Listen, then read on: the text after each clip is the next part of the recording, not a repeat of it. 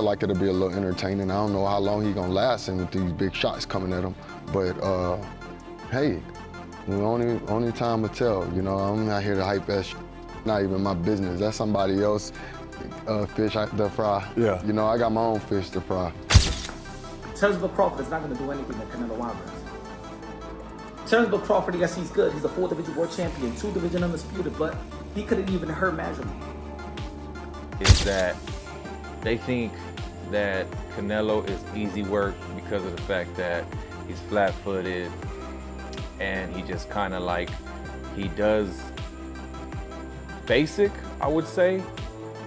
He has basic skills, but he's really good at those basic fundamental.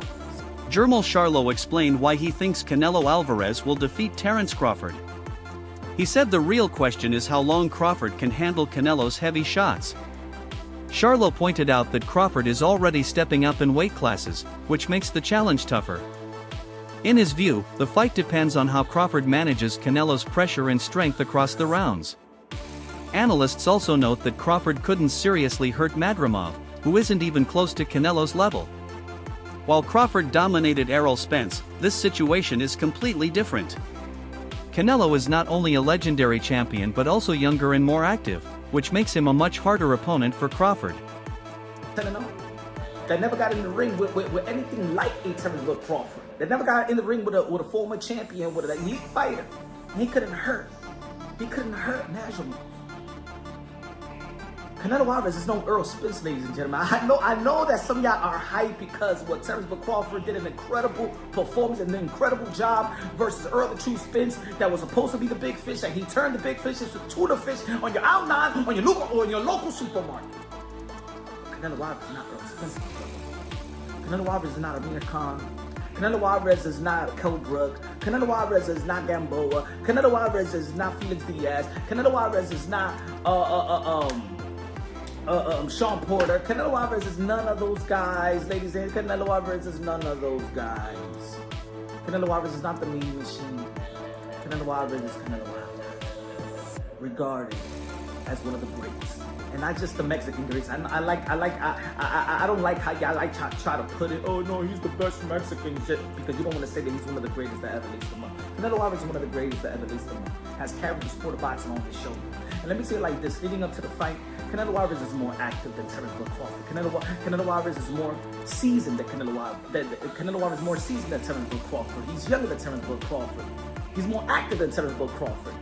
His resume is better than Terence Crawford. The people that he's fought is better than Terence Crawford. He's fought every damn style. He's fought the best Russians at the time with Kovalev. He fought the best Asian in Kazakhstan and Triple G. Kelbrook explained why he leans toward Canelo Alvarez in a fight with Terence Crawford. He said Canelo is a completely different type of fighter than anyone Crawford has ever faced. Brook noted that Crawford's win over Errol Spence was great, but it doesn't prepare him for what Canelo brings. He highlighted Canelo's strength, experience, and control at higher weight classes as major advantages. In his opinion, Crawford has never dealt with a fighter who has Canelo's mix of power, ring IQ, and skill, which makes this one of the hardest fights of his career. Got a sway towards Canelo. Crawford's gonna have to, move up, and I knew when I boxed Golovkin, there's a big difference, especially with someone that, fighting a middleweight, a mediocre world champion's okay, but when you're fighting someone like, Canelo or Golovkin, it's a different kettle of fish, I have to lean towards Canelo, but, Crawford's very, very, very good.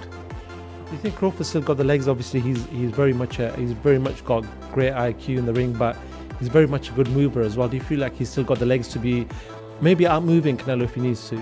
Well, I don't know. I think when we look back at Mayweather when he beat Canelo, he's a mover. Crawford's not really like Mayweather in that aspect. He's more, he kind of sets his feet. He's cute with how he approaches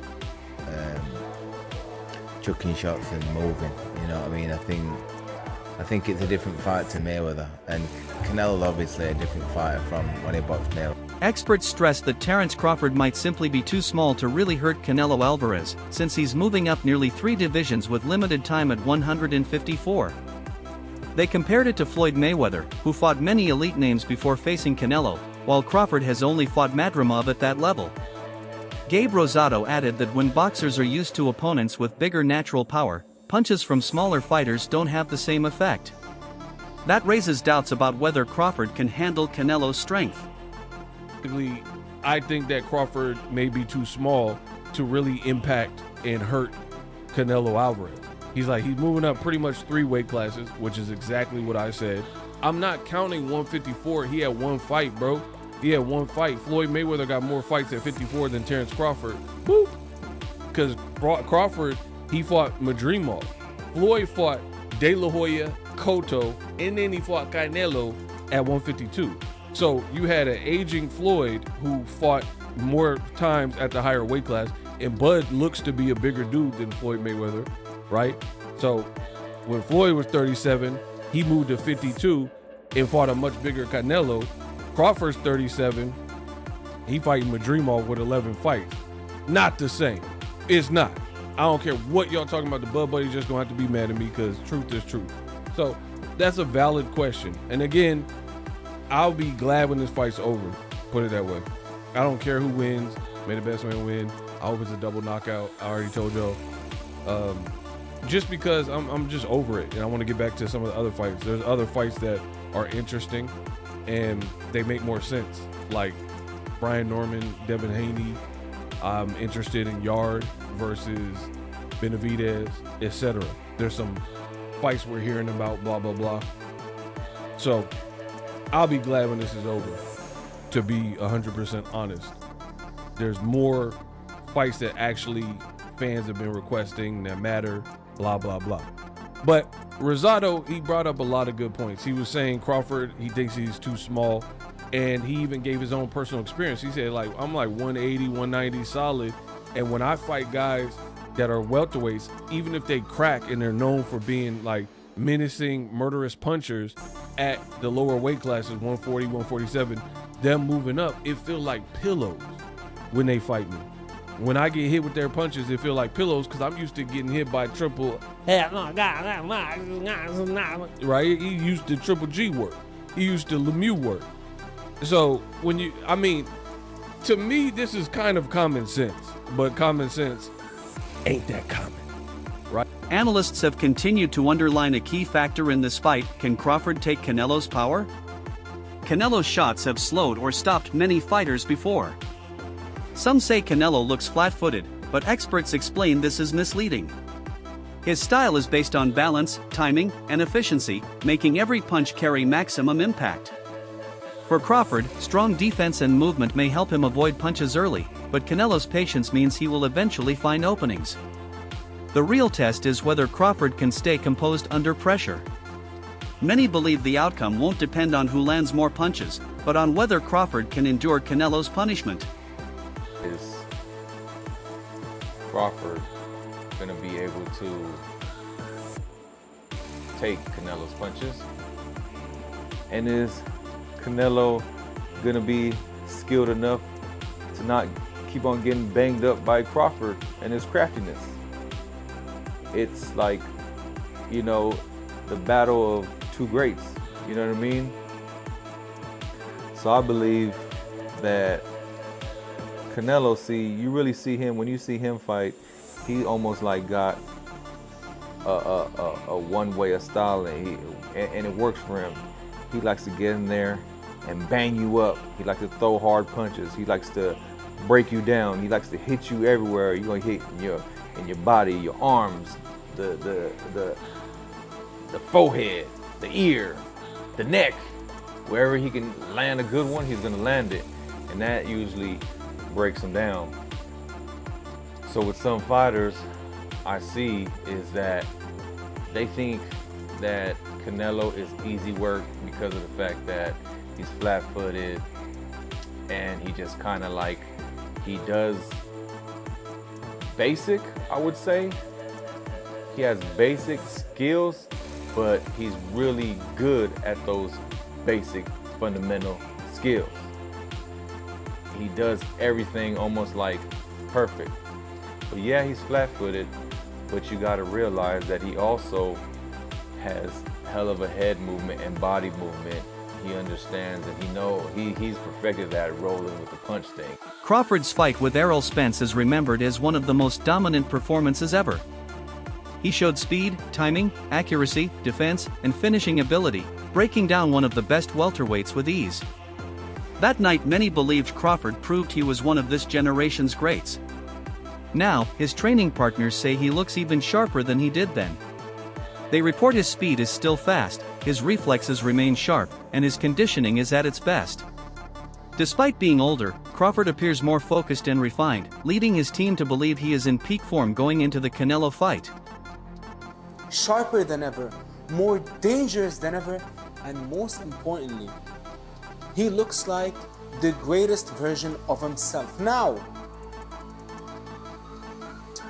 can we actually believe this? Can Terence Crawford at nearly 39 years old, with him being inactive, with him being heavier than ever, is it possible that the man will actually look better than ever? Now, let's think about it, ladies and gentlemen. When you're talking about someone like Terence Crawford or Canelo Alvarez, you're talking about the elite of the elite. And if I'm gonna be honest, Terence Crawford, when he fought Errol Spence, in my opinion, in all my years of watching combat sports, I'm a MMA guy turned into boxing.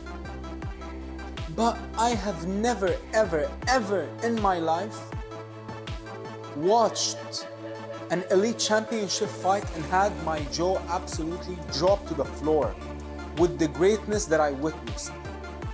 And that is the only way to describe what Terence Crawford did versus Errol Spence. In my opinion, that was the greatest performance in our lifetime. I mean, I can't go back to the old days, I'm not a historian. But as far as I'm concerned, that was the greatest performance I have ever seen in my life. And especially to who he did it to, Errol Spence. Dangerous southpaw at the time. I believe he was pound for pound number 3. And Terence Crawford absolutely annihilated him. Former middleweight champion Kelly Pavlik offered strategy for how Crawford could beat Canelo. He said Crawford must take control early and not let Canelo dictate the pace. Pavlik suggested Crawford should use footwork, combinations, and ring IQ to force Canelo to work harder than usual. If Crawford can make Canelo throw more, move more, and chase the fight, it could drain his energy. Pavlik pointed out that Canelo has shown signs of slowing in later rounds, and this is where Crawford could gain the edge either by outpointing him or even forcing a late stoppage. Stay in Canelo's ass a little early on, put Canelo behind, right? Even if it's 3 out of the first 4 rounds, because when Canelo has to fight, okay, when Canelo has to step it up, after 7 rounds, he starts to fade a little bit. We've seen that with Bivol, we've seen it in a lot of his fights with Triple G. You know, when Canelo could control the fight and the ring generalship, like, yeah, he could fight 12 rounds pretty good. But when Canelo gets pushed early on in the fight, he starts to fade muscle endurance-wise. So if I was Crawford, I would kind of stay in his ass a little bit on, you know, the early rounds and make him have to play catch-up in rounds 3, 4, 5. And then by round 7, that's where, you know, he could really step. Dan Rafael highlighted Canelo's experience against fighters moving up from lighter divisions. He reminded fans that Canelo has fought Mayweather, Amir Khan, and Miguel Cotto, all naturally smaller fighters, and adapted to their speed and timing. Canelo proved he could handle shots from lighter men. On the other hand, Crawford has yet to face a naturally bigger opponent with Canelo's physicality. While Crawford has dominated multiple divisions, Rafael said this jump is a whole new test. His point was that Canelo's proven experience could give him a major edge over Crawford, who hasn't yet been tested at this level. Rafael kind of made a great point when talking about sizes. Because he said, if you look at them two together now, they look the same size. He said, people have got the idea of the size thing wrong. It's not looking at them as a physical package, it's who has absorbed the bigger shots in the weight division. So, and it was good. It was a very good point. He was like, Canelo has been hit by light heavyweights and super middleweights for the better part of a decade. Basically, he's so used to taking those shots, whereas Crawford hasn't. Crawford's been hit by 140 guys and 147 guys for the best part of a decade. Yeah. What's Crawford going to be like? So basically, you're trying to say, Canelo could easily absorb Crawford shots. Can Crawford easily absorb Canelo's punches? If you're taking shots from Triple G, Sergey Kovalev, Dimitri Bivol, and you're staying on your feet, not getting hurt, Not even getting wobbled. not even getting wobbled, just literally shaking it off, you can take Terence Crawford shots. 100%. Mikey Garcia gave a direct prediction. He believes Canelo can seriously hurt Terence Crawford. Garcia explained that while Crawford is highly skilled, his defense may not be enough against Canelo's sheer power. He emphasized Canelo's body shots, saying his hooks and uppercuts to the midsection wore opponents down. According to Garcia, Crawford is a brilliant boxer, but brilliance has limits when faced with raw power at a bigger weight. He warned that once Canelo connects cleanly, the momentum could shift instantly, making the fight extremely dangerous for Crawford. Takes a shot from Canelo. One of those uppercuts from Mejia or those. He could get dropped, or he feels it enough to be like, fuck this, I'm boxing. And goes on the bicycle and turns southpaw for the rest of the night. And I wouldn't blame him either. Fuck it, you're gonna go in there, collect a fucking paycheck at that point. Right. You're not gonna go get hurt. Right. What good is it to get fucking 20, 30 million if you are fucking hurt physically, end up in the hospital and hurt just physically, life-changing, you don't want that shit. Do you think Canelo can hurt him? Could be life-changing? Sure, he's that big, fool. One punch could fucking knock him out bad enough to hurt his eye socket or detached retina. You never fucking know. Right. So no one wants that shit. Crawford said if he beats him, he's in the top 3 GOATs of all time. Oh, for sure. If Crawford beats Canelo, then for sure, he'll motherfucking props in the world, bro. And he actually does have a chance. It's not like he doesn't have a chance. Don't be too surprised if he fucking pulls it off in the decision. Antonio gave a more hopeful take for Crawford. He pointed out that Crawford is known for mentally preparing for fights long before entering the ring, often visualizing every scenario. This helps him understand opponents' strengths and create responses ahead of time. Antonio said Crawford's real weapon is adaptability and intelligence, not size or strength. He believes Crawford will try to break Canelo's rhythm and impose his own style. To him, this fight comes down to skills, not weight classes. If Crawford executes his plan, Antonio thinks his versatility could neutralize some of Canelo's physical advantages. Terence gotta be Terence, bro. He's a real deep thinker. He processed fights like nobody else. And he's processed this Canelo fight. He's seen it. He went through it 2 or 3 times already. He knows how this ends. You can tell the way he shadow boxes. He visualizing Canelo being right there in front of him. You understand? Look at the movement. That's all you gotta do, look at the movement. And that's the type of master boxer that Canelo is gonna be facing. And the only thing I say is Canelo hasn't faced an opponent like this in a long time. You know what I mean? I think Canelo's gonna have to go back to the Caleb Plant fight and look that good, that active, that, you feel me, moving with that type of grace to beat Terence Crawford. Because weight ain't gonna make the difference. It ain't gonna be the weight, it's gonna be the skills. That's all for today's video. Stay tuned for more updates. Don't forget to like, share, and subscribe to our channel. For more exciting videos, make sure to hit the bell icon and stay updated. Subscribe to Boxing Hub now for all the latest in boxing.